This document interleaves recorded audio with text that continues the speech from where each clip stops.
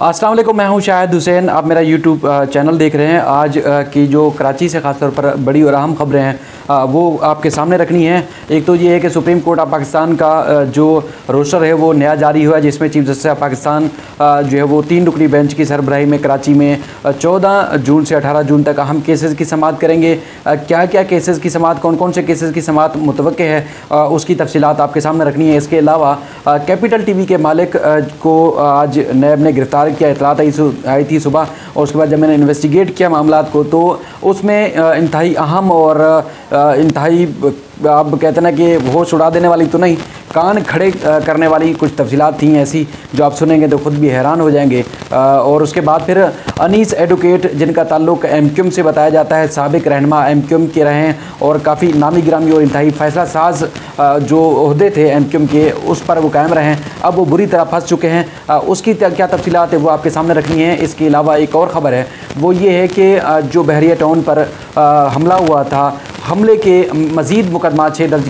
कर लिए गए हैं। उसमें मज़ीद कुछ लोगों का रिमांड भी हासिल किया गया है और उसमें कुछ लोगों ने ज़मानतें भी कराई हैं। किन किन ने ज़मानतें करवाई और मज़ीद क्या तफसीलात है, उसका बहरिया टाउन को क्या फ़ायदा हो सकता है, हो रहा है या हो चुका है, उसकी तफसीलात भी आपके सामने रखनी है। और उसके बाद फिर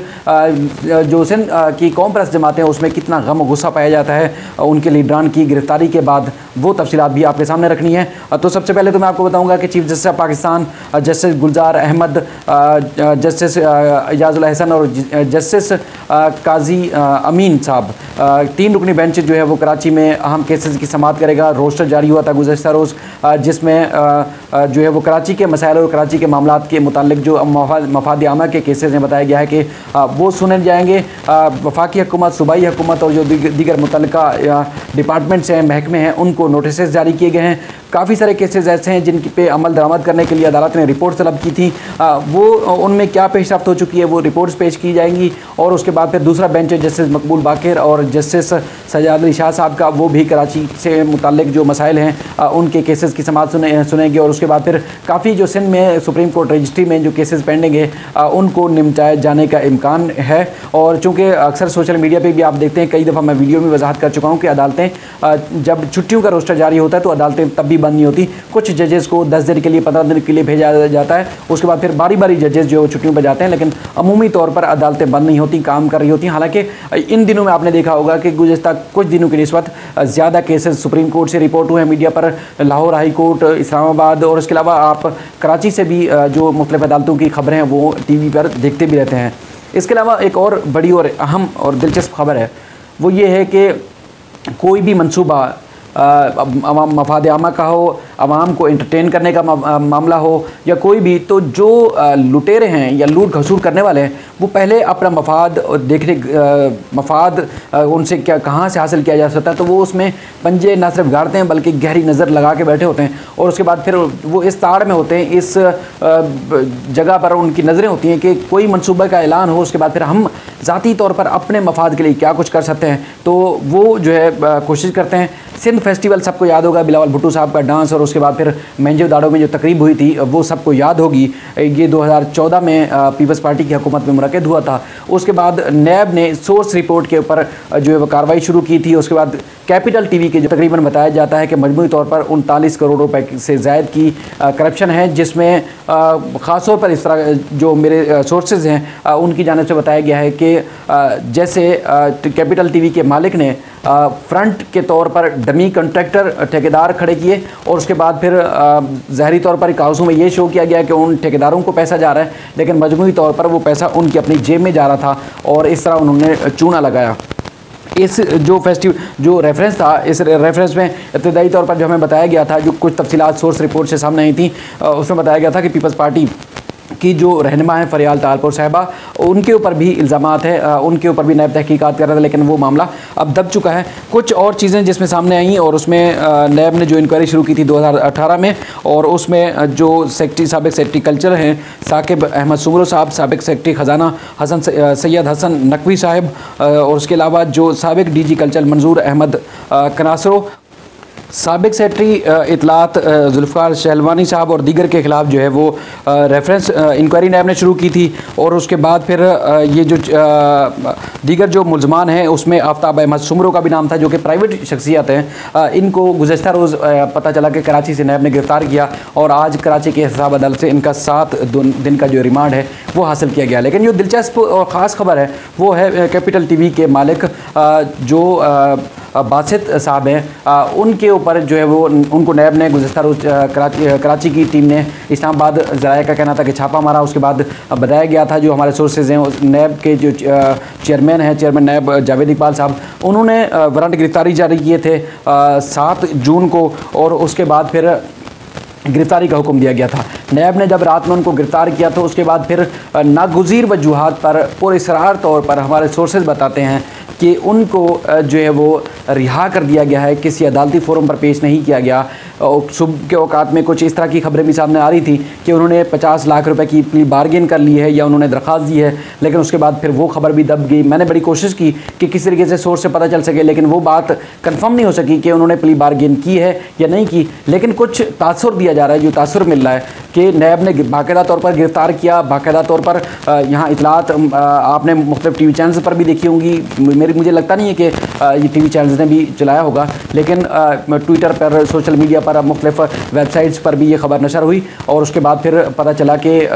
उनको राहदारी रिमांड लेने के बाद यहाँ कराची मुंतकिल करना था, क्योंकि कराची की इन्वेस्टिगेशन है कराची नैब की, तो यहाँ मुंतकिल नहीं किया गया। और मेरे सोर्सेज बताते हैं कि उनको इस्लामाबाद से ही फारिग कर दिया गया। तो इससे कुछ तासुर ये भी मिलता है कि जिस तरह पीपल्स पार्टी की ज़ाहिर है सूबाई हुकूमत के साथ, वफाकी हुकूमत के साथ कुछ मुफाहमत चल रही है, तो हो सकता है। और कुछ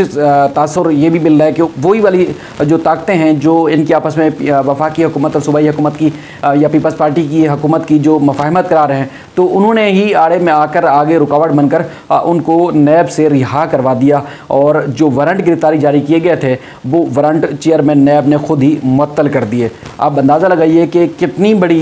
एक ब्लंडर समझ लें कि मुख्तलिफ सियासी क़ुव्वतों के ख़िलाफ़, और ख़ास तौर पर मैं यहाँ नैब को या कराची की नैब है उसको क्रेडिट लाजमी दूँगा कि पूरे पाकिस्तान में सबसे ज़्यादा कार्रवाइयाँ हुई तो सिंध में हुई। जो करप्शन में मुलविस मुलजमान हैं, मुख्तलिफ सियासी रहनुमाओं को, बल्कि सिटिंग वज़रा को भी गिरफ़्तार किया गया, उनके खिलाफ कार्रवाई की गई। ब्यूरोक्रेट्स को दर्जनों की तादाद में, चाहे वो पुलिस में भी थे या किसी भी महकमे में तैनात थे, उनके खिलाफ न सिर्फ उनको गिरफ़्तार किया गया बल्कि रेफरेंसेज दायर किए गए। वो जेलों में पड़े हैं, कुछ उन्होंने ज़मानतें करवा ली हैं। और उसके बाद फिर सबसे ज़्यादा पूरे सिंध में सबसे ज़्यादा अगर किसी ने कार्रवाइयाँ की हैं तो वो कराची की नैब ने की है, जिसमें अरबों रुपए लूटे हुए करप्शन के जो थे वो वापस भी निकलवाए मुलजमान से। लेकिन अब की जो सूरत हाल है वो लगता है कुछ चेंज हो चुकी है, और जिसकी वजह से ये एक मिसाल के तौर पर ये सामने आ चुके हैं कि जो कैपिटल टीवी के वजूहात सामने नहीं, लेकिन जो दूसरा मुलज़िम यहाँ गुज़श्ता रोज़ कराची से पकड़ा गया था उसका 7 रोज़ का जिस्मानी रिमांड लिया है। और उसके अलावा जुल्फ़िकार शहलवानी और जो मंजूर करासर और दीगर जो मुलजमान हैं उनके खिलाफ न सिर्फ ये इल्ज़ामात हैं बल्कि दीगर भी करप्शन के इल्ज़ामात हैं, बल्कि रेफरेंसेज दायर हो चुके हैं। एहतसाब अदालतों में सामना भी करें। जुल्फ़िकार शहलवानी और मंजूर करासर जेल की हवा भी काट चुके हैं, क्योंकि शर्जील मेमन के जो शरीक मुलज़िम हैं ये जो हमारे जुल्फ़िकार शहलवानी साहब हैं। तो ये इंतहाई अहम और बड़ी दिलचस्प चीज़ थी। और इसके अलावा अगर बात करें हम अनीस एडवोकेट की, अनीस एडवोकेट जो है वो एक तरफ कहने में है कि वो बुरी तरह फंस चुके हैं। वो बुरी तरह इस तरह फंसे हैं कि इनके पहले भी यहाँ पुलिस की और मुख्तलिफ जो लोगों की जानब से जो रिपोर्ट्स मंजर आम पर आती थी, मुख्तलिफ जो अदालतों में जो पेश की जाती थी तफ्तीशी इंटरोगेशन रिपोर्ट्स और उसके बाद GIT रिपोर्ट्स, तो उसमें इंकशाफ होता था। उसमें बाद मुलजमान की जानब से मुबैना तौर पर बल्कि जो डॉक्यूमेंट्स आते थे सामने उसमें इंकशाफ किया जाता था, इस बात का एतराफ़ किया जाता था कि वो मुख्तलिफ औकात में किसी न किसी के तरीके से ज़रिए से वो भारतीय खुफिया एजेंसी रा से दहशतगर्दी की ट्रेनिंग लेते रहे और उसके बाद फिर कराची में और सूबे भर में दहशतगर्दी की कार्रवाइयों में मुलविस रहे हैं। उसके बाद फिर मुख्तलिफ औकात में मुलजमान अदम सबूत की बुनियाद पर रिहा भी होते रहे। उसके बाद फिर गुज़श्ता दिनों आपने देखा डॉक्टर फारूक सत्तार साबिक जो रहनुमा हैं MQM के, उनको CTD ने तलब किया। उसके बाद फिर अनीस एडवोकेट को भी तलब किया था, पहले भी गए। और उसके बाद आज जो अनीस के एडवोकेट हैं उनके ऊपर एक कड़ा इम्तिहान शुरू हो चुका है और उनके जो मोबाइल फ़ोन और उसके अलावा जो अहम दस्तावेज़ात और जो चीज़ें थी वो नैब ने CTD ने अपनी तहवील में ले ली हैं। और CTD हुकाम की जानिब से बताया गया है कि जो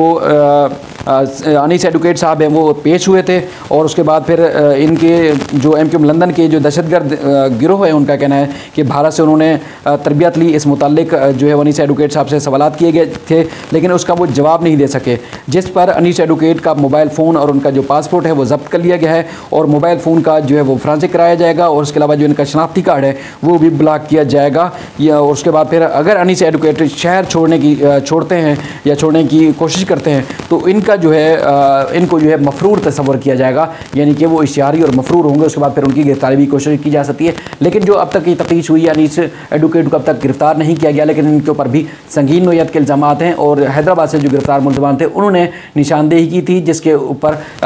CTD हुकाम ने तफ्तीश शुरू की और उसके बाद फिर इनको तलब किया था। और आज ये चीज़ सामने आई कि अब वो बुरी तरह फंसते हुए नज़र आ रहे हैं। और उसके बाद जब वापस आए CTD से पेशी के बाद तो वो काफ़ी परेशान भी थे और सवालों के जवाब भी नहीं दे पा रहे थे मीडिया के। और उन्होंने ये बात उन्होंने ज़रूर कही कि जिस कीचड़ से, जिस गंद से निकले थे, दोबारा उनके ऊपर उछाला जा रहा है और वो काफ़ी परेशान भी थे। एक और बात जो बहरिया टाउन से मुतल्लिक है, बहरिया टाउन में जिस तरह तकरीबन 120 अफराद को गिरफ़्तार किया गया था, उसके बाद फिर हमले के बाद फिर तकरीबन 1000 से ज़्यादा मुलज़मान को गिरफ़्तार किया गया था। पहले जो वो तकरीबन 14 FIR दर्ज हुई थी, उसके बाद फिर अब मज़ीद 6 FIR दर्ज हुई हैं। तो इस तरह मजमूई तौर पर बताया गया है कि मजमूई तौर पर 18 मुकदमा दर्ज किए गए हैं, कुछ बहरिया टाउन की सिक्योरिटी इंचार्ज की मुद्दत में, कुछ पुलिस की और इसके अलावा कुछ जिनकी इमलाक को नुकसान पहुँचाया, ज़ाती इमलाक को, जो बहरिया टाउन के गेट पर शोरूम और उसके अलावा जिनकी इमारतों को नुकसान पहुँचाया गया, उनकी मुद्दत में भी पुलिस में मज़ीद FIR काटी हैं उनकी मुद्दत में। एक तो ख़ास तौर पर जो मेन FIR में इल्ज़ाम है, जिससे मुल्क मुखालिफ सरगर्मियाँ, मुल्क के ख़िलाफ़ नारेबाजी करना, इश्तियाल दिलाना और उसके अलावा मुल्क के ख़िलाफ़ साजिश और गद्दारी समेत संगीन दफ़ात भी उन मुकदमात में दर्ज हैं। और उसके अलावा फिर जो इमलाक को नुकसान पहुँचाया और उसके अलावा दहशतगर्दी की दफ़ात भी उन तमाम मुकदमात में शामिल हैं। सनान कुरैशी जिस्कम के सरबराह हैं और उसके बाद उनके छोटे भाई को भी गुज़श्ता रोज़ उनकी गिरफ्तारी ज़ाहिर हुई थी। आज उनको कराची की इंसदादी दहशतगर्दी की अदालत में पेश किया गया और उसके बाद फिर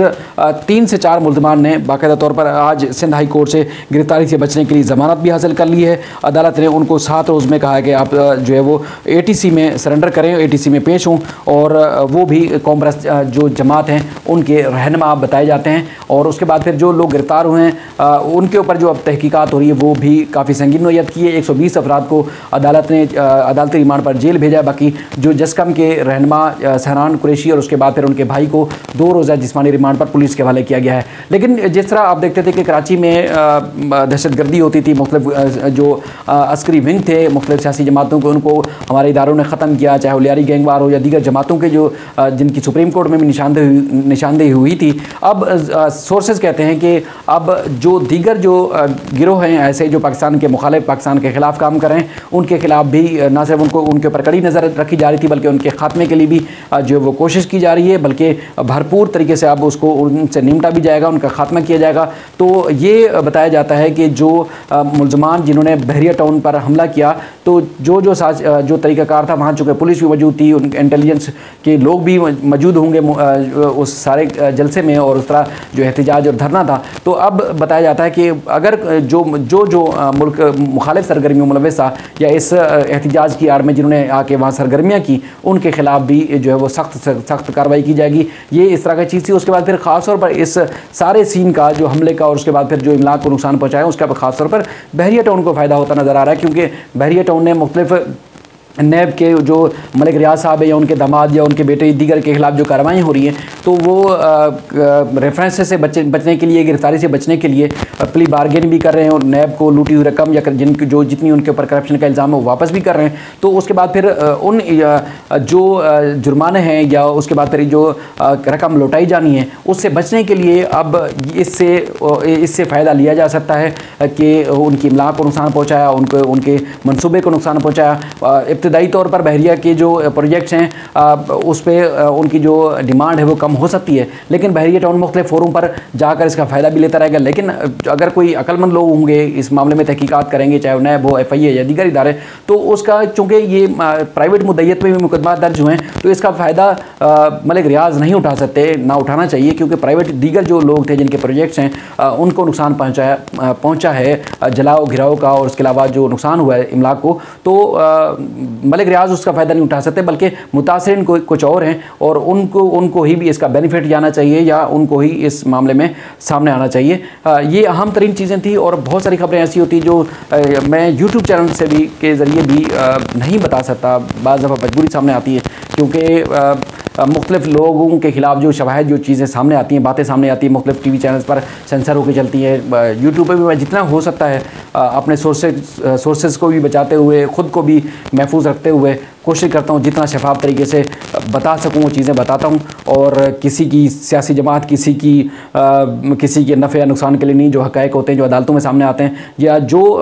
चीज़ें मुख्तलिफ इदारों के पास रिपोर्ट्स होती हैं उसकी रोशनी में बताने की कोशिश करता हूँ। किसी की तज़लील करना बिल्कुल मकसद नहीं होता, लेकिन चूँकि हक़ाइक़ जब भी आप सामने रखते हैं तो आपको जान और माल को हमेशा नुकसान पहुँचाया जाता है, कोशिश की जाती है, तो उसका तहफ़्फ़ुज़ भी मैं कोशिश करता हूँ कि उसका भी यकीनी बनाया जाए, लेकिन जो हक़ाइक़ हैं वो कौम के सामने भी रखे जाए।